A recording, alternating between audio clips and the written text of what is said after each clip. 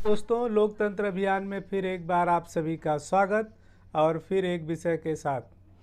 आजकल राजनीतिक परिवर्तन का बड़ा दौर चल गया है और इसी राजनीतिक परिवर्तन के आंदोलन के चलते रामचरितमानस पे भी इतना आक्रमण हो रहा है।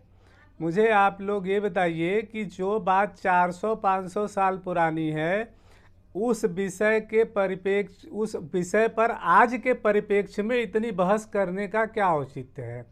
और इसका सिर्फ एक औचित्य यही है कि ये सारा गणित जो है जातिवाद की राजनीति को खेलने का है। मतलब हम लोगों की मानसिकता इतनी कमज़ोर हो गई है, हम मानसिक रूप से इतने दुर्बल हैं कि हम राजनीति में जाति और धर्म के बाहर नहीं निकल पा रहे हैं। अगर कोई धर्म का विषय उठाता है, आप लोग पोलराइज होते हो तभी तो लोग पोलराइज करते हैं। जो लोग आज बोलते थे बड़ी बड़ी बातें कि वो धार्मिक ध्रुवीकरण कर रहे हैं, वो लोग आज क्या कर रहे हैं? वो लोग जातीय ध्रुवीकरण करने का प्रयास कर रहे हैं और इससे किसी को न्याय नहीं मिलने वाला है। और मुझे तो बड़ी हैरत होती है जब बार बार मैं बातें सुनते रहता हूँ। तमाम तथाकथित बुद्धिजीवी आजकल सोशल मीडिया चैनलों पर मीडिया में भरमार किए हुए हैं कि ओबीसी एसटी एससी। अरे भाई, ओबीसी का क्या मतलब है? ओबीसी कब एसटी एससी के न्याय के लिए लड़ा है?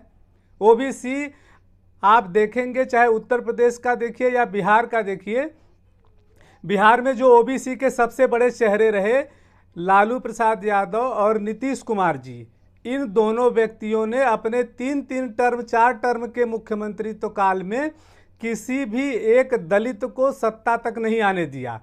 और नीतीश कुमार अपना एक झूठा परसेप्शन क्रिएट करने के लिए जीतन राम मांझी को लाए थे और उनकी क्या दुर्गति हुई। आप तो मैं सभी से अनुरोध करूंगा, मेरा यहाँ पर कोई परिप्रेक्ष्य नहीं है किसी जाति व्यवस्था से, पर इस देश के हर धर्म और हर जाति के वर्ग का व्यक्ति, एक बुद्धिजीवी समाज बाहर निकल करके आए और ये जो शोषणकारी और षड्यंत्रकारी जो राजनीति का कुचक्र चल रहा है, इसके खिलाफ एकजुट होने की ज़रूरत है।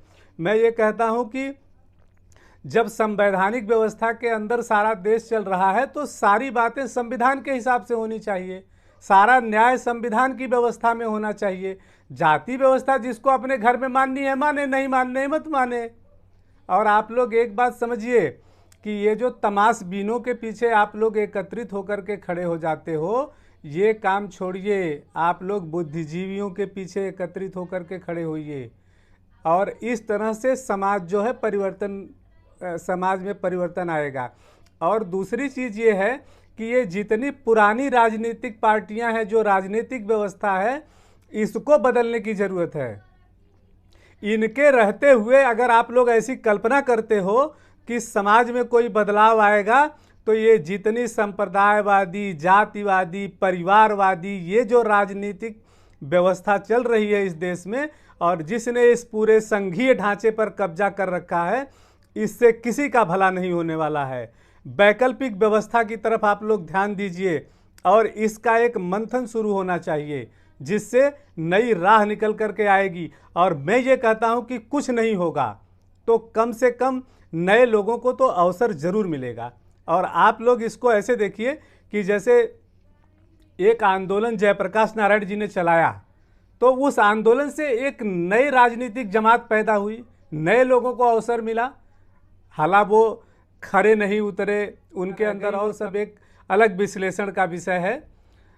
लेकिन इसी तरह से अन्ना की भी एक शुरुआत हुई, ठीक है, वह भी कुछ हद तक एक अलग तरीके से हाई जैक हो गया। और फिर सब ये सारे लोग फिर क्या हो गए कि अपनी लालच के चक्कर में फिर घिसी पिटी उसी परिपाटी पर ये लोग लौट आए।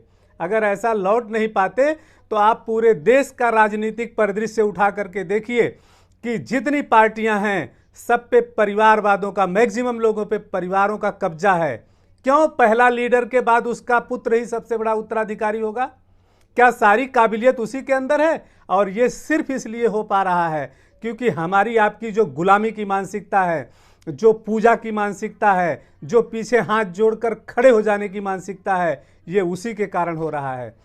मित्रों, मैं बहुत ईमानदारी के साथ कह रहा हूँ, आप लोग इस पे विचार करिए और मेरा ये प्रयास जारी रहेगा।